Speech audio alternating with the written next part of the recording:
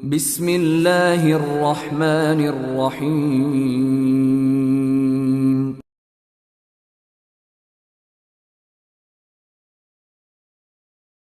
Assalamualaikum warahmatullahi wabarakatuh. Innal hamdalillah nahmaduhu wa nasta'inuhu wa nastaghfiruh wa na'udzu billahi min syururi anfusina wa min sayyiati a'malina. Innahu may yahdihillahu fala mudhillalah wa may yudlilhu fala hadiyalah. Asyhadu an la ilaha illallah wahdahu la syarikalah wa asyhadu anna Muhammadan abduhu wa rasuluh sallallahu alaihi wasallam la nabiyya ba'dah. Puji syukur kehadirat Allah tabaraka wa taala yang telah memudahkan kita semua untuk berangkat dari rumah kita, dari tempat tinggal kita masing-masing menuju sekolah yang sama-sama kita cintai ini untuk menuntut ilmu. Salawat berserta salam kita hadiahkan buat Nabi kita tercinta Muhammad sallallahu alaihi wasallam beserta keluarga, para sahabat dan orang-orang yang senantiasa mengikuti ajaran dan sunnah beliau dalam kehidupan mereka. Anak-anakku yang tercinta, semoga Allah Subhanahu wa taala senantiasa membimbing setiap langkah kita dalam kehidupan kita ini. Pada kesempatan kali ini, Ustaz akan menceritakan beberapa kisah para ulama di dalam menuntut ilmu. Kenapa kita mengulang-ulang menyampaikan kisah-kisah ulama dalam menuntut ilmu? Karena dalam kisah-kisah menuntut ilmu tersebut kita mendapat pelajaran, mendapat ibrah, mendapat izah bahwasanya menuntut ilmu itu memerlukan perjuangan, memerlukan kesungguhan, memerlukan pengorbanan dan memerlukan kesabaran dari setiap penuntut ilmu. Kisah yang pertama adalah kisah tentang seorang imam yang besar, Imamul Muhadditsin, imamnya para ahli-ahli hadis, yaitu Imam Al-Bukhari rahimahullahu taala rahmatan wasi'ah. Bahwasanya beliau setiap malam beliau menuntut ilmu, mengulang-ulang pelajaran dari habis Isya sampai ayam berkokok. Kapan ayam berkokok? Menjelang pagi. Itulah masa Imam Bukhari menuntut ilmu, mengulang-ulang pelajarannya. Beliau bergadang sampai pagi. Dan kita semua tidak perlu begadang sampai pagi. Tetapi kita lihat bagaimana kesungguhannya Imam Bukhari dalam menuntut ilmu ini. Mulai dari habis Isya, beliau mengulang-ulang pelajarannya sampai ayam berkokok.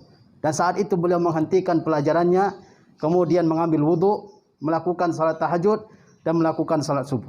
Itu yang dilakukan oleh Al-Imamul Bukhari. Diceritakan bahwa suatu ketika ayam yang tadinya berkokok menjelang fajar, pada suatu ketika ayam tersebut berkokok lebih awal. Maka Imam Bukhari menghentikan pelajarannya karena beliau menyangka bahwa waktu fajar telah masuk. Tetapi ternyata ayam tersebut berkokok sebelum fajar. Maka Imam Bukhari mendoakan ayam tersebut supaya ayam tersebut tidak bisa berkokok lagi. Setelah beberapa lama, ibunya Imam Bukhari keheranan. Kenapa ayam tersebut tidak bisa berkokok lagi? Padahal biasanya dia rutin berkokok setiap pagi menjelang fajar. Ternyata Imam Bukhari mendoakan ayam tersebut agar tidak berkokok karena dia berkokok sebelum waktunya. Tetapi kemudian ibu Imam Bukhari mengatakan, "Wahai Bukhari, jangan doakan ayam tersebut agar tidak berkokok. Biarkanlah dia." Dan kemudian Imam Bukhari mendoakan lagi ayam tersebut agar berkokok seperti pada waktunya. Lihatlah kesungguhannya Imam Bukhari. Dari habis Isya sampai menjelang fajar, beliau membaca, memurajaah, memutalaah kitab-kitab. Itulah yang beliau lakukan sehingga beliau menjadi seorang alim besar di kalangan umat ini. Bahkan para ulama mengatakan bahwa kitab yang berhasil disusun oleh Imam Bukhari, Sahihul Bukhari, adalah asahul kutub ba'da kitabillah, adalah kitab yang paling sahih setelah kitabullah tabaraka wa ta'ala. Kita mungkin tidak bisa seperti beliau. Kita perlu istirahat yang lebih banyak dari beliau. Tetapi lihatlah kesungguhannya, bagaimana beliau berjuang untuk menghafal ilmu. untuk memurajaah, mengulang-ulang setiap ilmu yang beliau dapatkan dari gurunya. Karena ilmu itu tidak akan hidup kecuali dengan diulang-ulang. Kata ulama, hayatul ilmi bil mudzakarati. Hidupnya ilmu itu adalah dengan selalu diingat-ingat. Ma takarrara taqarrara. Apa yang selalu diulang-ulang akan tertanam dengan baik di dalam hati kita. Kisah yang lain adalah kisah Imam Baqi bin Makhlad, seorang imam besar dari negara Andalusia. Tahu negara Andalusia? Andalusia sekarang ini adalah Spanyol. Selama 8 abad, Spanyol itu adalah wilayahnya kaum muslimin bernama Andalusia. Tetapi karena kaum muslimin mengabaikan negara itu, sibuk dengan perpecahan, tidak menuntut ilmu, akhirnya negara yang sudah dikuasai 8 abad itu kembali ke tangan musuh-musuh agama Islam. Ada seorang imam dari negara Andalusia, Baqi bin Makhlad, seorang imam besar. Dia berjalan dari Andalusia menuju Baghdad untuk belajar ilmu hadis kepada Al-Imam Abu Abdullah Ahmad ibnu Muhammad ibnu Hanbal rahimahullah ta'ala. Berjalan begitu lama, berbulan-bulan dalam perjalanan, menghadapi berbagai tantangan di dalam perjalanan tersebut. Tetapi beliau terus berjuang agar sampai ke kota Baghdad, Madinatus Salam, tempat yang penuh dengan ulama, tempat yang penuh dengan ilmu pengetahuan pada saat itu. Bersinar dunia karena adanya Baghdad pada zaman itu. Ketika sampai di Baghdad, ternyata Imam Ahmad sedang dihukum oleh penguasa karena beliau meyakini bahwa Al-Quran itu adalah kalamullah, bukan makhluk. Imam Ahmad sedang ditahan di dalam rumahnya. Tidak boleh keluar, tidak boleh mengajar, tidak boleh bertemu dengan orang-orang. Imam Baqi bin Makhlad ketika sampai di Baghdad dan mendengar cerita itu bahwa Imam Ahmad tidak bisa mengajar, apakah beliau pulang ke negerinya, ke Andalusia? Apakah beliau memutar kemudian balik ke negeri asalnya karena tidak bertemu dengan Imam Ahmad bin Hanbal, guru yang beliau tuju? Tidak. Imam Baqi bin Makhlad akhirnya membuat sebuah penyamaran. Dia berpura-pura menjadi pengemis, menjadi peminta-minta yang setiap hari datang ke pintunya Imam Ahmad. Tetapi bukan untuk meminta harta, bukan untuk mengambil sedekah dari Imam Ahmad. Yang beliau ambil adalah sesuatu yang jauh lebih mulia dari harta, yaitu ilmu. Setiap hari Imam Baqi bin Makhlad datang ke rumahnya Imam Ahmad. Ada polisi-polisi yang mengawasi Imam Ahmad saat itu dari kejauhan. Tapi polisi-polisi itu menyangka bahwa Baqi bin Makhlad datang adalah untuk sebatas mengambil sedekah dari Imam Ahmad. Tetapi Imam Ahmad adalah mengajarkan hadis-hadis kepada Imam Baqi bin Makhlad. Sulit perjalanan beliau. Beliau susah menemui gurunya. Tetapi semangat beliau untuk menuntut ilmu luar biasa. Setiap hari dia datang, mendengar 1, 2, 10 hadis sampai dalam waktu yang lama. Sampai akhirnya Imam Ahmad itu dibebaskan pada zaman Al-Mutawakkil. Kemudian Baqi bin Makhlad masih tetap di majelisnya Imam Ahmad. Dan pada suatu ketika, di saat Imam Ahmad sedang mengajari murid-muridnya, lalu masuklah Imam Baqi bin Makhlad, ulama besar dari negara Andalusia. Apa kata Imam Ahmad? Haza talibul ilmi haqqan. Inilah orang yang benar-benar penuntut ilmu. Dia berjuang dari negerinya, keluar dari rumahnya, berpisah dengan orang tuanya, mengeluarkan harta yang banyak, dan melewati berbagai macam tantangan, gangguan dalam perjalanan demi menuntut ilmu. Dan ketika dia bertemu dengan Imam Ahmad, dia melewati segala macam tantangan dan kesulitan. Akhirnya beliau menjadi seorang ulama besar. Bahkan dikatakan oleh ulama bahwa kitab musnad yang paling besar adalah musnadnya Baqi bin Makhlad. Ini cerita yang kedua.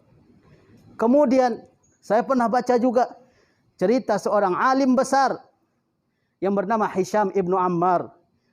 Pada suatu ketika ada seorang remaja yang seumur dengan kalian ini. Ayahnya adalah seorang yang fakir, tidak memiliki banyak harta. Tetapi Hisham bin Ammar ini ingin dijadikan sebagai seorang alim oleh ayahnya. Ayahnya tidak punya kekayaan, tidak punya harta benda yang banyak. Dia hanya punya atap rumah yang terbuat dari kayu. Lalu ayah Hisham bin Ammar ini menjual atap rumahnya ke orang lain. untuk dijadikan sebagai modal bagi anaknya yang akan keluar menuntut ilmu. Dijuallah atap rumah tersebut. Apa kata ayah Hisham bin Ammar ini? Wahai anakku Hisham, bahwasanya engkau tidak boleh pulang ke rumah sebelum engkau menghafal 100.000 hadis. Sebelum menghafal 100.000 hadis. Anak muda. Sama seperti kita hari ini. Umur 15 tahun, umur 14 tahun. Dan Hisham bin Ammar menuruti nasihat ayahnya. Beliau keluar menuju kota Madinah. Dan masuk beliau menuju majlis ilmunya Imam Malik. Dan kita mengetahui majlis ilmunya Imam Malik ini adalah majlis ilmu yang dihadiri oleh para penuntut-penuntut ilmu senior. Ketika ada anak kecil yang datang ke majlis Imam Malik ini, masih kecil, Imam Malik kemudian menyuruh murid-muridnya untuk mengeluarkan anak kecil ini. Karena beliau menyangka bahwa anak kecil ini adalah anak yang sekedar datang ke majlis ilmu untuk bermain-main. Padahal majlis ilmu yang dipimpin oleh Imam Malik adalah suatu majlis ilmu yang hebat, yang penuh dengan penuntut-penuntut ilmu senior. Akhirnya Hisham bin Ammar disuruh keluar oleh murid-murid seniornya Imam Malik. Tetapi dia balik lagi. Berkali-kali. Setiap kali disuruh keluar, dia balik lagi ke majlisnya Imam Malik. Kemudian sampai murid-murid seniornya Imam Malik ini kehilangan kesabaran. Dan akhirnya Hisham bin Ammar ini dipukuli.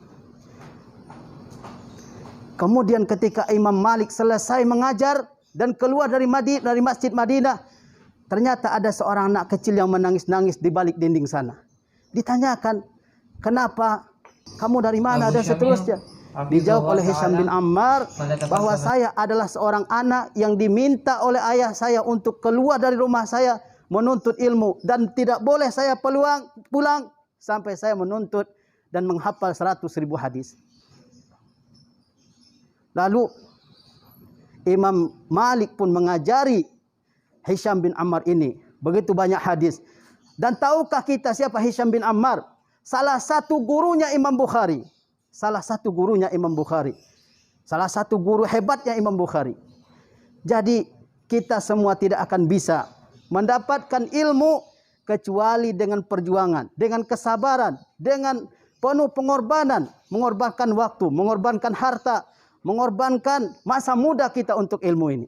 Kalau tidak ada pengorbanan dari kita, maka kita semua tidak akan mendapatkan ilmu. Wa may yatahayyab su'udal jibali asya hina minad dahri bainal hufari. Barang siapa yang enggan mendaki gunung, maka sepanjang masa dia akan hidup di antara di dalam kubangan.